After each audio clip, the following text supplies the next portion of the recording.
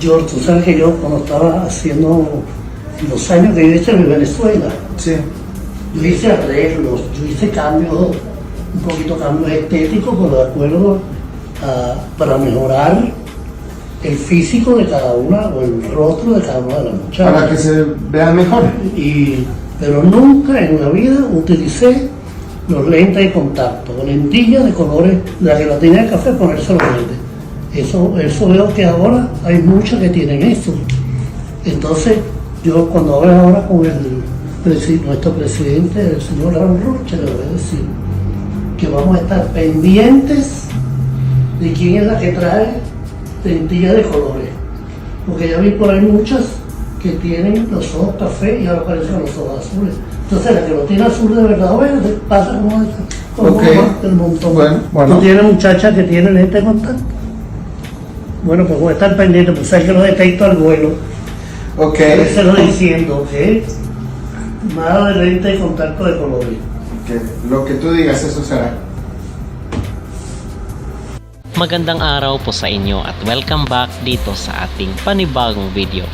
At mga kapolitika, ang inyo pong napanood at narinig ay si Osmil, itong queenmaker ng Venezuela. So, nakapag-uwi ng hindi lang isa kundi napakaraming corona ang bansang Venezuela dahil sa taong ito. And ngayon mga kapolitika, nagbabalik sa tingin natin ang kanyang impluensya dito sa Miss Universe. Kung kaya ito yung rason kung bakit ang Venezuela ngayon ay napapalapit dito sa organization ng Miss Universe, dahil sa tingin natin ito ay nilalakad na, may deal na itong si Osmil at ang Miss Universe organization.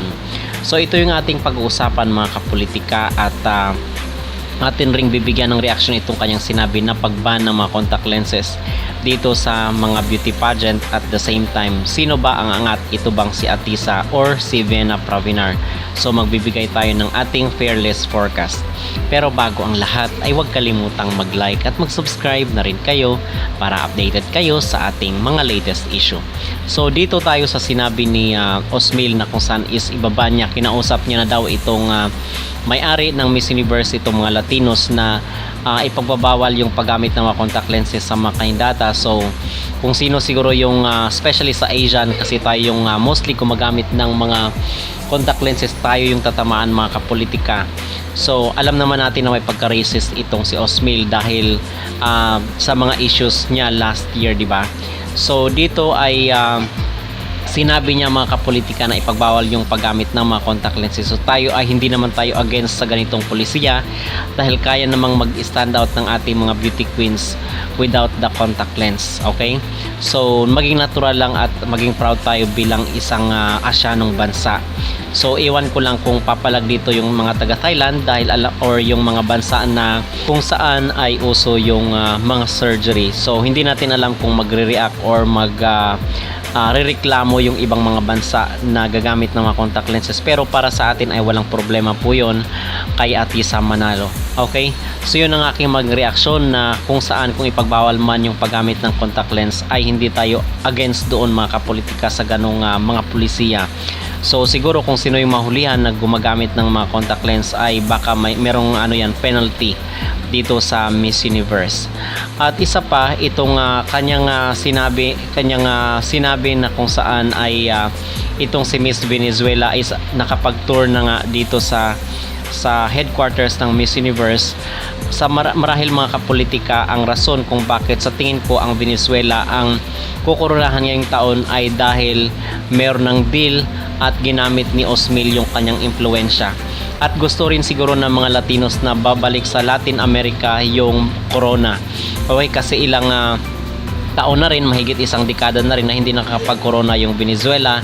So marahil ito yung pagkakataon na babalik dito sa mga Latinas ang corona, dahil pagdating talaga sa mga beauty contest ay yung mga Latinas hindi talaga silang papahuli. At in fact ay sila nga ang tinaguriang most beautiful women in the world.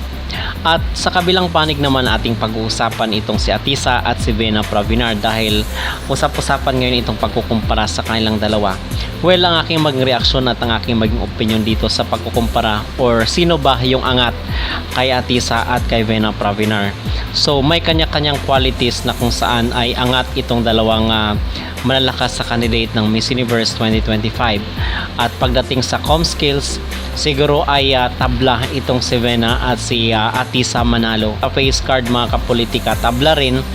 Siguro magkakalayo lang sila or magkaka-diferensya lang sila dito sa kanilang body. So pagdating sa body ay siguro medyo lamang or medyo angat itong si Vena Pravinar. At sa performance naman ay malalaman lang po natin yan dito sa official na pagsisimula ng Miss Universe 2025 sa mga susunod na buwan. Okay? At yun po ang ating talakayan ngayon dahil nalalapit na nga ang mga beauty contest. So kung kayo po ang tatanungin mga kapolitika, ano po ang inyong maging reaksyon, or kayo po ba ay payag na iban yung paggamit ng mga contact lenses dito sa beauty contest, at sino sa tingin nyo ang angat pagdating dito sa Miss Universe sa labanan ng Miss Universe 2025? Ito bang si Atisa Manalo or si Vena Pravinar? Put your comments below at huwag kalimutang mag-like at mag-subscribe na rin kayo para updated kayo sa ating mga latest issue.